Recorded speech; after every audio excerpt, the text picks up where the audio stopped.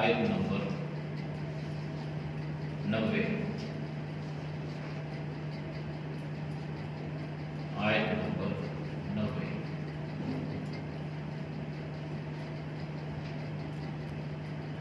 اعوذ باللہ من الشیطان الرجیم بسم اللہ الرحمن الرحیم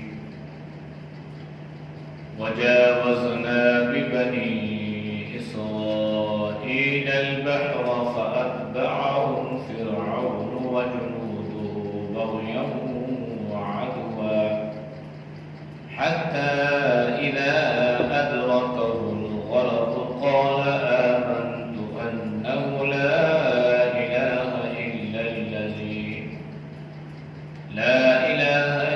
الذي آمنت به بنو إسرائيل وأنا من المسلمين الآن وقد عصيت قبل وكنت من المفسدين فاليوم ننجيك ببدنك لتكون لمن خلفك آية وإن كثيرا من الناس عن آياتنا لغافلون صدق الله العظيم وجاوزنا اور ہم نے پار کیا ببنی اسرائیل بنی اسرائیل کو البحر دریا کے فأتبعهم پس ان کا پیچھا کیا فرعون نے وجنودہ اور اس کے لشکر نے بغیاً سرکشی کرتے ہوئے وعدواً اور دشمنی کرتے ہوئے حتیٰ یہاں تک اذا جب ادرکہ پکڑ لیا اس کو الغرق غرق میں ڈبونے نے قال کہنے لگا آمنت میں ایمان لایا انہو بے شک ہو لا الہ کوئی معبود نہیں ہے الا الذی مگر وہی ذات آمنت ایمان لائے بھی اس پر بنو اسرائیل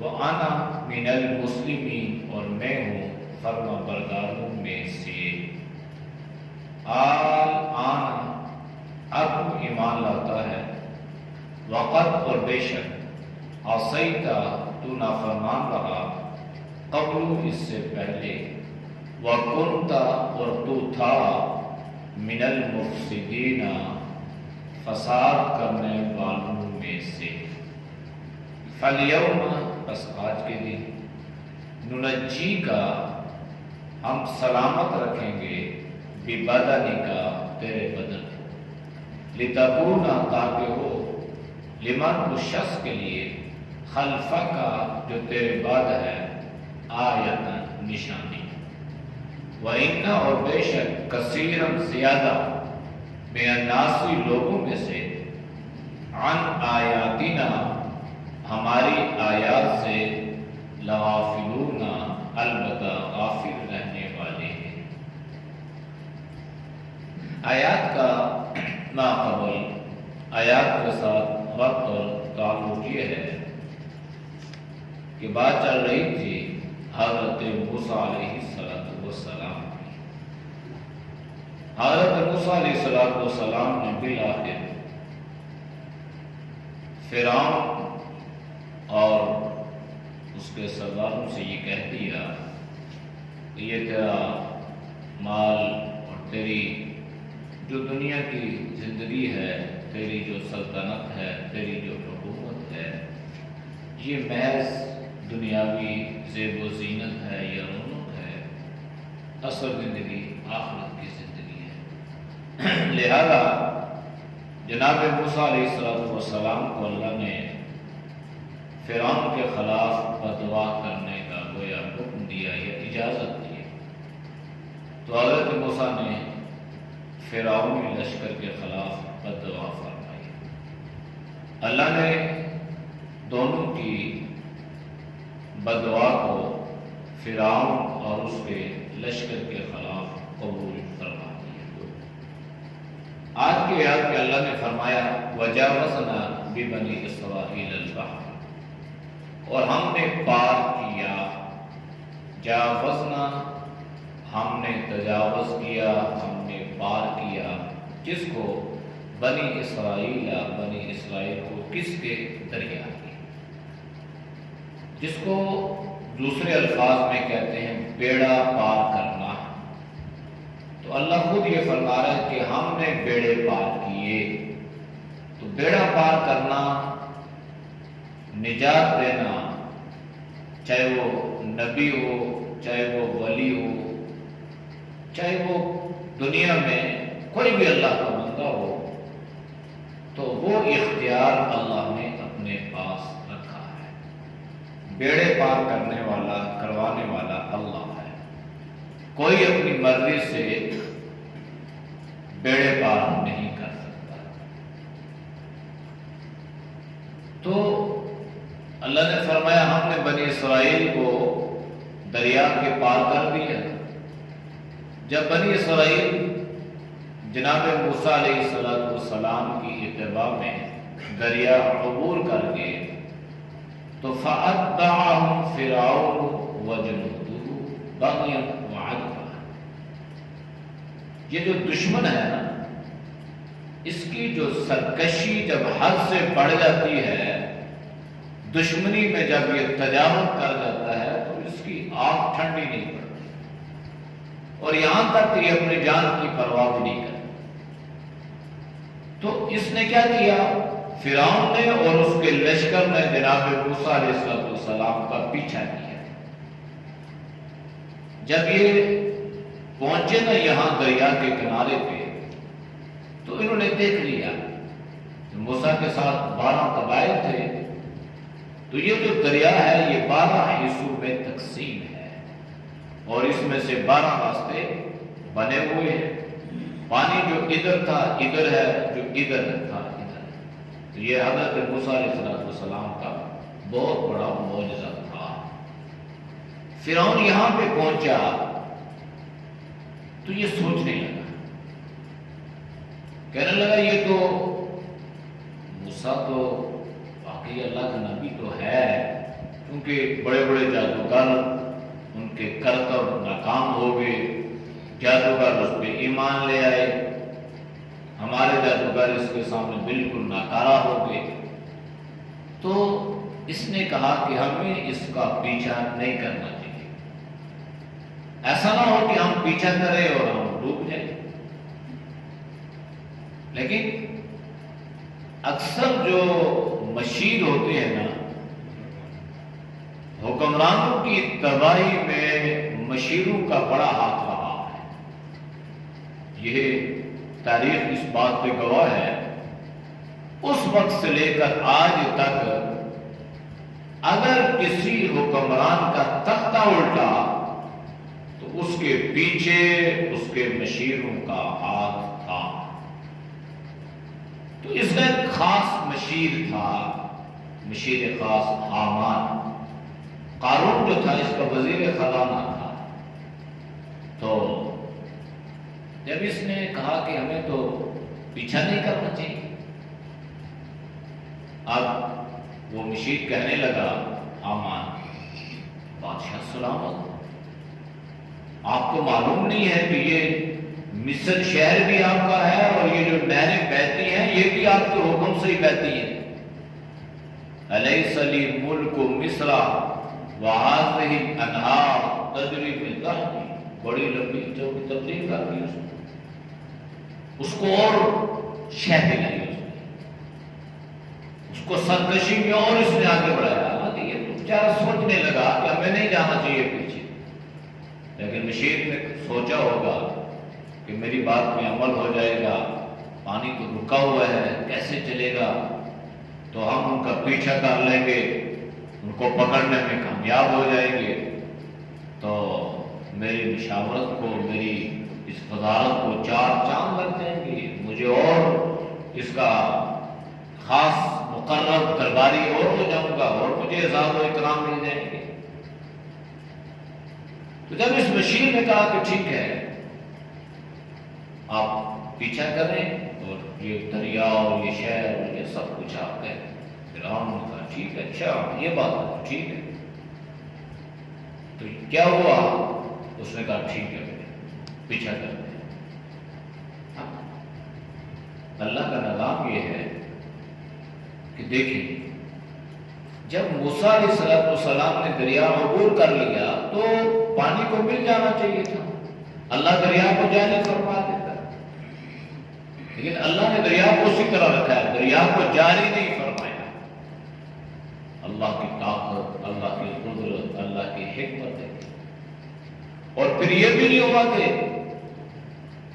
جب تھوڑا سا لشکر اس میں داخل ہوا اور پانی چل پڑا تو دریا لمبائی میں ہوا. اور یہ بھی نہیں تھا کہ راستہ اللہ نے ایک بنایا ہو. اب ایک راستہ اگر ہوتا تو اس میں جو لوگ، بہت بڑا لشکر 6 لاکھ لوگ ہیں اس کا پیچھا کرنے والے، بنی اسرائیل بھی بڑی تعداد میں 6 لاکھ کی تعداد کے لگ بھگ وہ بھی تھے. تو اب اگر ایک راستہ ہوتا تو اب جیسے ایک لائن بنتی ہے، قطار بنتی ہے، تو اس میں جتنے بھی ہو تو کچھ لوگ پار ہو جاتے، کچھ ادھر ہو جاتے، جو درمیان والے تھے وہ ڈوب جاتے. اللہ نے 12 راستے بنائے اور ان کو بھی اللہ نے گزار دیا، 12 قبائل گزر گئے. اب اصل تو یہ ان کو اللہ نے تباہ کرنا تھا. اب یہ لوگ داخل ہو گئے، ان کی یہ سوچ بھی نہیں آئی کہ چلو 2-4 بندے جا کے ٹرائی تو کر لو بھائی، 10-12 بندے تو چلے جاؤ، سارے داخل نہ ہو. ایسا نہ ہو کہ سارے داخل ہو جائیں اور پانی چل پڑے تو سارے تباہ ہو جائیں، سارے غرق ہو جائیں. تو جب اللہ کی طرف سے اللہ عذاب کا فیصلہ فرماتا ہے تو انسان کی سوجھ بوجھ، عقل، بصیرت کام نہیں دیتی. حالانکہ یہ تو بڑی حکومت چلانے والے لوگ تھے نا، مشیر، وزیر خزانہ، مال دولت سمیٹنے کے ماہر قانون دان سارے لوگ. اب ان کی سمجھ میں یہ بات نہیں آئی کہ سب کو نہیں جانا چاہیے، کچھ جائیں یا الگ الگ جیسے تشکیلیں ہوتی ہیں، میں ایک قافلہ جائے، پھر دوسرا جائے، پھر تیسرا جائے. چلو جو ڈوبیں گے تو ڈوب جائیں گے، آدھے تو بچ جائیں گے. یا ہم کچھ کشتیوں کا انتظام کر لیتے ہیں کہ اگر خدا نہ خواستہ کوئی ڈوبے تو ہم اس کو پکڑنے میں کامیاب ہو جائیں. کشتیوں کے پاس تھی، وہ دریا عبور کرتے رہتے تھے، اس لیے کہ ان کا یہ راستہ تھا اور یہ تجارت کے غرض سے جایا کرتے تھے. تو اب عقل نے کام چھوڑ دیا، یہ پورا لشکر مختلف راستوں سے یکدم دریا میں کود پڑا. اب ایک آدمی بالکل اینڈ میں ہے اور ایک بالکل آخر میں ہے. تو اللہ نے اس پانی کو ایسے پریشر سے، اللہ نے جیسے بند نہیں کھلتا ایسا یہ بند کھلا اور ایک دوسرے کو دیکھتے ہی دیکھتے، بہت پکڑتے پکڑتے سب کو اللہ نے غرق فرما دیا. تو اللہ فرما رہا ہے حتی اذا ادرکہ الغرق، غرق تباہ، غرق ڈوبنا، کہ جب وہ غرقابی ہونے لگے، ڈوبنے لگے تو قال آمنت، یہ فرعون کہنے لگا. اب فرعون نے یہ جو بات کہی ہے نا، یہ زبان سے کہہ رہے ہیں، وہاں تو کوئی اور پاس موجود نہیں تھا اس کے ایمان کی گواہی دینے والا. کہہ رہا ہے کلمہ پڑھ رہا ہوگا، کہہ رہا ہوگا میں ایمان لے آیا، میں ایمان لے آیا. اب اللہ تو سنتے ہیں نا، اللہ نے اس کے اس قول کو قرآن میں نقل فرمایا. یہ موسیٰ علیہ السلام نے گواہی نہیں دی، کسی بنی اسرائیل بھی کسی فرد نے یہ نہیں کہا کہ فرعون یہ کہہ رہا تھا، اللہ خود یہ فرما رہا ہے. کہنے لگا قال آمنت، فرعون نے کہا میں ایمان لے آیا، انہ لا الہ الا الذی، کہ اس کے علاوہ کوئی معبود نہیں ہے اور مگر وہی ہے ایمان لائے جس پر بنی اسرائیل، یعنی وہی معبود برحق ہے جس پر بنی اسرائیل ایمان لائے اور میں بھی اسی پر ایمان لے آیا. ایمان لا رہا ہوں، میں ایمان لے آیا. آمن تو ماضی میں ایمان لایا، اور دوسری جگہ اس نے یہ بھی کہا رب موسیٰ و ہارون، موسیٰ اور ہارون کے رب پر میں ایمان لے آیا. تو اور یہ بھی کہنے لگا وہ انا من المسلمین، میں بڑا فرما بردار ہوں، میں تو مسلمان ہوں، ایمان لے آیا. تو اللہ نے جواب اس وقت بھی اس کو دیا ہوگا، اس کو بات سمجھ میں آئی ہوگی، لیکن اللہ نے قرآن میں نقل فرمایا کہ جب فرعون یہ کہہ رہا تھا تو اللہ اسے یہ فرما رہا تھا الآن، اب تو ایمان لے آیا، اب تو یہ کہہ رہا ہے کہ میں ایمان لایا اور میں فرما بردار ہوں اور میں مسلمان ہوں. وَقَدْ عَصَيْتَ قَبْلُ وَكُنْتَ مِنَ الْمُفْسِدِينَ، کہ تو اس سے پہلے نافرمان تھا، اور وَكُنْتَ مِنَ الْمُفْسِدِينَ، اور تو بڑا فسادی تھا. اللہ نے نہیں فرمایا تو فسادی تھا، بلکہ فرمایا فسادیوں میں سے تھا. مفسدین من المفسدین، شرارت کرنے والے، فساد کرنے والے. اور شرارت اور فساد وہ لوگ کرتے ہیں جو دین کے خلاف چلتے ہیں، وہ شرارت کہلاتا ہے. جو دین پر عمل کرنے والے ہیں وہ اطاعت کہلاتا ہے.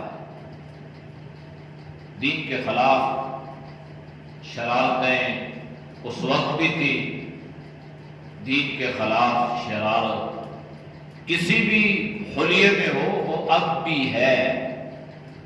اب یہ پہچاننا ہمارے لیے ضروری ہے کہ کون سی اطاعت ہے اور کون سی شرارت ہے، یہ بہت ضروری چیز ہے. ورنہ خطرات اس بات کے ہیں جو صورتحال چل رہی ہے اور جس ترقی سے ہم دن بدن ان رسومات اور بدعات اور شرارتوں میں آگے جا رہے ہیں، خطرہ اس بات کا ہے کہ اصل چیز اپنی جگہ رہ جائے گی اور ہم اصل سے ہٹ کے بالکل نقل پہ چڑھ جائیں گے.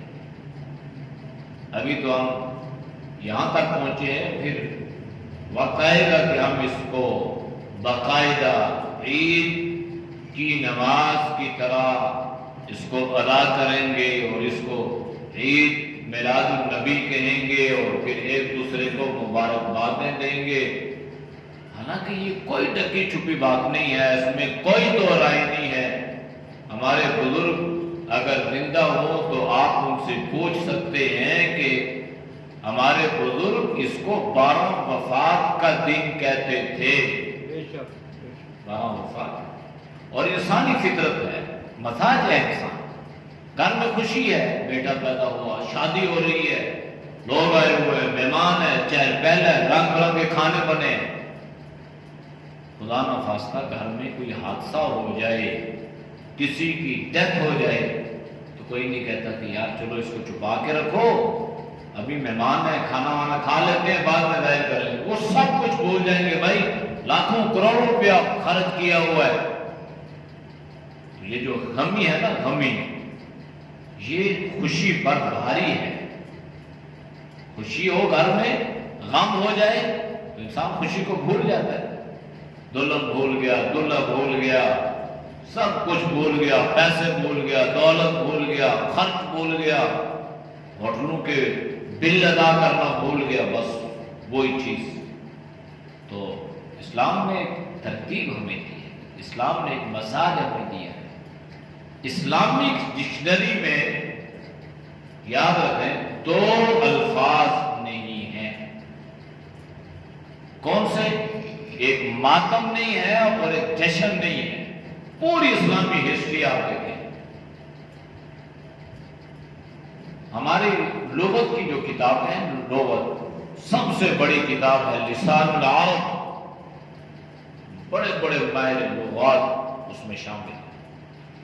چھوٹی چھوٹی کتابیں ملتی ہیں عرب لغت کی، فیروز اللغات، آپ نے دیکھا اس میں عربی، انگلش، اردو، یہ ساری چیزیں ٹرانسلیٹ. بھائی اس کو انگلش میں کیا کہتے ہیں، اردو میں کتنے الفاظ میں استعمال ہوا، اور عربی میں اس کا کیا کیا معنی بنتا ہے. المنجد بڑی مشہور کتاب ہے لغت کی. تو یہ ساری جتنے بھی لغت کی کتاب ہیں نا، اس میں کسی جگہ بھی یہ لفظ نہیں ہے کہ کہ کہیں پہ جشن ہو یا کہیں پہ ماتم ہو. جشن میں اللہ نے، خوشی میں اللہ نے شکر کا حکم قرآن بھی کہہ رہے ہیں، اور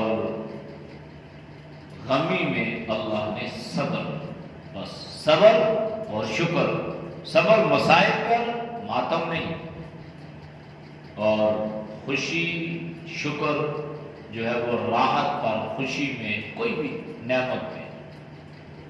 تو یہ خطرناک صورتحال جو ہے نا اس کی طرف ہم جاتے ہیں. اب ہمارا دینی مزاج کیا ہے؟ آپ نے ایک مشہور حدیث سنی ہوگی کہ حضرت ابو بکر، حضرت عمر رضی اللہ عنہما قرآن کی تلاوت مسجد میں فرما رہے ہیں اور تہجد کی نماز کا وقت ہے. حضرت عمر اونچی آواز سے، حضرت ابو بکر صدیق آہستہ آواز، بالکل آرام سے مطالعہ کرتے. اللہ کے نبی ہے، آپ نے دیکھا کہ ابو بکر رضی اللہ عنہ بالکل آہستہ آواز میں اور حضرت عمر اونچی آواز. تو اللہ کے نبی نے حضرت ابو بکر سے پوچھا، بھائی یہ ہلکی آواز، یہ بخاری مسلم کی روایت ہے. تو حضرت ابو بکر نے فرمایا، اللہ کے نبی جو آہستہ سن سکتا ہے اس کو سنا رہا، یعنی اللہ کے لیے پڑھ رہا ہوں. اللہ آہستہ بھی سنتا ہے، اونچی آواز سے بھی سنتا ہے، وہ ہماری شرارت سے بھی زیادہ قریب. اور حضرت عمر سے پوچھا تو حضرت عمر نے فرمایا، اس لیے پڑھ رہا ہوں تاکہ یہ جو لوگ سوئے ہوئے ہیں یہ بھی اٹھ جائیں، بیدار ہو جائیں، نماز پڑھیں. تو اللہ کے نبی نے حضرت عمر سے فرمایا، بھائی نہیں ہو سکتا ہے تمہاری اونچی آواز سے کسی کے آرام میں، کسی کی نیند میں خلل واقع ہو جائے، لہذا کسی کو پریشان نہیں کرنا، آہستہ آواز سے پڑھو. تو حضرت ابو بکر سے فرمایا کہ اتنی آواز سے پڑھو کہ تمہارے تلفظ کی جو ادائیگی ہے تمہارا کان سن سکے. اتنی آواز، بالکل مطالعہ نہ ہو، دیکھنا نہ ہو، تھوڑا ایسا پڑھو کہ تمہارے کانوں میں تمہاری آواز آئے. اور حضرت عمر سے فرمایا، بھائی سلو، آہستہ. اب یہ مزاج ہے اللہ نے اسلام کو دیا ہے کہ کسی کو پریشان نہ کریں، کسی کو ڈسٹرب نہ کریں. اب ہم معلوم میں لوگوں کو کہتے تھے، بھائی وہ کون سا دین ہے جو روڈوں پہ، چوراہوں میں، سڑکوں میں، یا تو اب وہ ہم سے پوچھتے ہیں کہ اب یہ کون سا دین ہے؟ ایک سوال ہے. جب ہم ان سے سوال کرتے تھے، ان سے پوچھتے تھے تو صورتحال اور تھی. اب وہ ہم سے کہہ رہے ہیں کہ آپ تو ہمارے اوپر اعتراض کرتے تھے کہ بھائی دین جو ہے وہ مسجد میں ہے. یہ تو دین نہیں ہے کہ روڈیں بند کرو، سڑکیں بند کرو، لوگوں کو تنگ کرو. نیند میں رات کو سفر سے آ رہا تھا 12 بجے کے قریب، روڈیں بند، سڑکیں بند، بازار میں رش لگا ہوا ہے اور کہہ دیے جلوس جا رہے ہیں،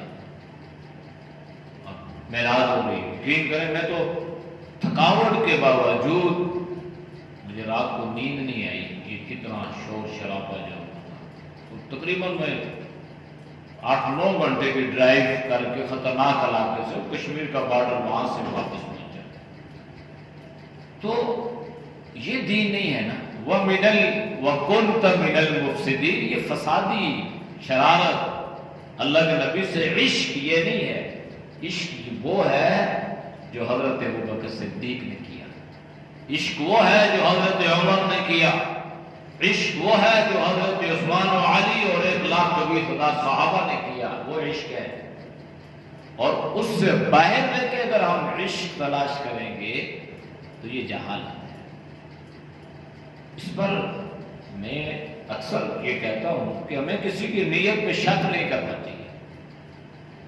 وہ ایک محبت یا عقیدت کی بنیاد پہ ایسا کرتے ہیں، عوام ایسا کر رہی ہوتی ہے، اسے جیسا بتلایا گیا وہ کر رہا ہے، وہ محبت اور عقیدت کی بنیاد پہ.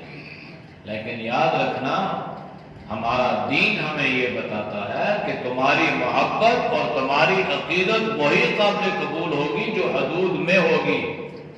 حد سے باہر نکلیں گے تو محبت نہیں ہے، وہ فساد ہے. ماں سے محبت ہے شریعت کیا حکم دیتی ہے؟ بچہ بڑا ہو جائے تو بستر الگ کر دو، بہن بھائیوں کو آپس میں محبت ہے، عقیدت ہے، بڑا پیار کا رشتہ ہے، لیکن ایک جگہ سونے کی اجازت نہیں ہے۔ شریعت کی حدود ہیں، تو اگر ہم والحافظون لحدود اللہ نے فرمایا کہ شرعی حدود کی حفاظت کرنا یہ آپ کی ذمہ داری ہے، بتلایا جائے، سمجھایا جائے بھائی تمہاری محبت عقیدت اپنی جگہ پہ ہے، لیکن محبت اور عقیدت وہی قابل قبول ہوگی جو حدود شریعت میں ہوگی۔ پیسہ بھی ضائع، وقت بھی ضائع، یہ ساری چیزیں افسوسناک۔ تو خطرات اس بات کے نا کہ جس طرف ہم جا رہے ہیں پتہ نہیں پھر ہماری نسلوں میں دین کا اصلی حلیہ رہے گا یا نہیں رہے گا، پتہ نہیں ہم کس طرف جا رہے ہیں اور کیا صورتحال، خطرناک صورتحال۔ اس لیے ضرورت ہے کہ ایسا نہ ہو کہ ہم اس محبت اور عقیدت میں مفسدین میں شامل، کیونکہ دین کے خلاف جو بھی عمل ہوگا وہ فساد کرنے والوں میں سے ہوگا، جیسے اللہ نے فرعون کو فرمایا وَكُنتَ مِنَ الْمُفْسِدِينَ، یہ فساد ہے جو نبی کی بغاوت، نبی کی دشمنی، نبی کی اطاعت، اس سے بڑی فساد اور شرارت اور کیا ہو سکتی ہے۔ فَالْيَوْمَ نُنَجِّيكَ، فرمایا کہ آج کے دن ہم کیا کریں گے؟ تجھے نجات دیں گے، بچائیں گے، سلامت رکھیں گے، کس کو؟ بِبَدَنِكَ، کا تیرے بدن، یعنی غرق تو ہو گیا، مر تو گیا، اب جب انسان پانی میں ڈوبتا ہے تو اس کا جسم سلامت نہیں رہتا۔ ایک دن کے بعد، 2 دن کے بعد جب ڈیڈ باڈی ملتی ہے نا، وہ ایسی خطرناک صورتحال سے انسان دوچار ہوتا ہے کہ انسان اس کو آگ لگائے تو وہ جسم ایسے بھرتا ہے، اتنا عجیب سی کیفیت۔ اللہ معاف فرمائے، یہ پانی اور آگ کا جو عذاب ہے نا، یہ انسان کو جیتے جی مار لیتا ہے، اتنے خطرناک۔ وہ تو دنیا میں سے جو جانے والا تھا وہ تو چلا گیا، پیچھے والوں کے لیے بھی مسائل پیدا ہوتے ہیں، نہ کفن دینے کا معاملہ، نہ غسل دینے کے معاملات، یہ اتنی خطرناک صورتحال۔ لیکن اللہ نے کیا کیا؟ فرعون، باقی تو اٹھ گئے، لیکن فرعون جو تھا نا سردار تھا، اللہ نے فرمایا نُنَجِّيكَ بِبَدَنِكَ، ہم تیرے بدن کو سلامت رکھیں گے، بچا کے رکھیں گے۔ فرعون کی لاش پانی نے باہر پھینک دی، جہاں سے فرعون کی لاش ملی تھی نا، اس کا نام آج بھی جبل فرعون ہے، آج تک اس کو جبل فرعون کہتے ہیں۔ پانی نے ایسے باہر پھینک دی، گزرنے والوں نے دیکھا، انہوں نے اٹھایا اور اس کو لے گئے۔ اب اللہ نے وعدہ فرمایا تھا سلامت رکھیں گے، چلو پانی نے نہیں کہا کہ پانی نے اللہ کی امانت جو تھی یہ باہر پھینک دی، لیکن کیڑے مکوڑے آ جاتے، چڑیاں آ جاتی، درندے آ جاتے، چیڑ پھاڑ کرنے والے وحشی جانور جنگل جو تھا وہ آ جاتے۔ انسان اس کو اپنی دین کے مطابق کوئی اس کے ساتھ معاملہ کر لیتے، لیکن کسی نے کچھ نہیں کیا، اس لیے کہ اللہ نے فرمایا تھا کہ سلامت رکھیں گے، لہذا اللہ نے ہر چیز سے اس کو بچا کے رکھا، اس کے ڈھانچے کو اللہ نے بچا کے رکھا، اس کی ہڈی کو اللہ نے بچا کے رکھا۔ کیوں؟ لِتَكُونَ لِمَنْ خَلْفَكَ آیَةٌ، اس لیے کہ آنے والے تجھ سے سبق حاصل کریں، عبرت حاصل کریں کہ وہ کہاں فرعون جس نے ربوبیت کا دعویٰ کیا تھا اور انا ربکم الاعلیٰ کہا تھا، میں سب سے بڑا رب ہوں، اور جس کی بادشاہ اور سلطنت اور حکومت اور وزیر اور بشیر اور یہ وہ، اللہ نے فرمایا جب وہ اتنا بڑا، یہ اہل مکہ سے اللہ اصل میں فرما رہے ہیں نا کہ یہ لوگ کیا بیچارے وہ اس کے مقابلے میں تو یہ کچھ نہیں ہے نا، جب اللہ اس کو نشان عبرت بنا سکتا ہے تو ان کی کیا اوقات ہے۔ لیکن اللہ نے کیا فرمایا آگے؟ وَإِنَّ كَثِيرًا مِّنَ النَّاسِ، اور بے شک لوگوں میں سے زیادہ، عن آیاتنا، ہماری آیات سے، ہماری نشانیوں سے، لغافلون، البتہ غافل ہیں، بے خبر ہے، اس سے سبق حاصل نہیں کرتے زیادہ لوگ اللہ کی آیات سے، اللہ کے قرآن سے، اللہ کی نشانیوں سے زیادہ لوگ آج بھی غافل ہیں، اور دیکھ جہالت میں لوگ زیادہ ہیں، دین میں کم۔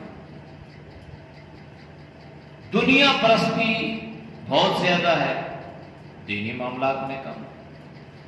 یہ پتہ ہی نہیں ہے کہ پیسہ کہاں پہ خرچ کریں گے اللہ اجر عطا کرے گا، فضولیات میں، اسراف میں، بے جا جگہ پہ۔ اب وہ اس کو کیا کریں، سواب سمجھ رہے ہیں۔ ایک آدمی اگر ایک تھان کپڑے کا بازار میں لگا رہا ہے تو وہ یوں نہیں لگا رہا، اس کو بڑی امید ہے کہ اللہ کے نبی حوض کوثر پہ مجھے جام کوثر پلائیں گے اور قیامت والے دن میری، وہ تو اس عقیدے اور نظریے سے کر رہا ہے۔ لیکن اس کے سامنے حضرت ابو بکر رضی اللہ تعالی عنہ کا یہ قول نہیں ہے کہ آپ نے فرمایا تھا کہ عائشہ مجھے نیک کپڑے میں کفنانے کی ضرورت نہیں ہے، اس لیے کہ یہ چیز زندوں کی ضرورت ہے، انسانوں کی ضرورت ہے، کسی کو کام آ جائے گا، کسی کے سر پہ یہ دوپٹہ بن جائے گا اور مجھے جو ہے کسی پرانے کپڑے میں کفنا کے دفن کر دے گا۔ تو ہمارا دین، ہماری شریعت ہمیں اس چیز کا درس دیتی ہے، اس چیز کو ہمیں فالو کرنا چاہیے۔ اور مسلک پرستی کی بات بھی نہیں ہے، وہابی ہے، سنی ہے، دیوبندی ہے، بھائی ہم سے اللہ ہی نہیں پوچھے گا، ہم سے اللہ دین کے بارے میں پوچھے گا۔ اور دین وہ ہے جس پر اللہ کے نبی صلی اللہ علیہ وسلم نے مور لگائی ہو، اور اللہ کے نبی نے یہ فرمایا مور لگا۔ یہ صحابہ کرام نے جو اقوال ہے نا، یہ دین ہے، یہ دین ہے۔ اس لیے کہ اللہ کے نبی نے خود فرمایا کہ تمہارے اوپر لازم ہے کہ اقتدیتم بعدی ابا بکر و عمر، کہ تم میرے بعد ابو بکر اور عمر کی اتباع کرنا۔ پھر آپ نے فرمایا اصحابی کالنجوم فبأیہم اقتدیتم اہتدیتم۔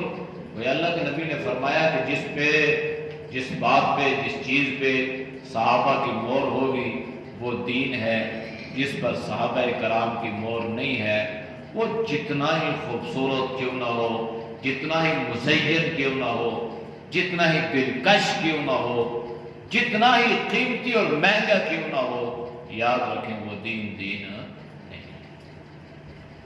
اعوذ باللہ من الشیطان الرجیم، بسم اللہ الرحمن الرحیم۔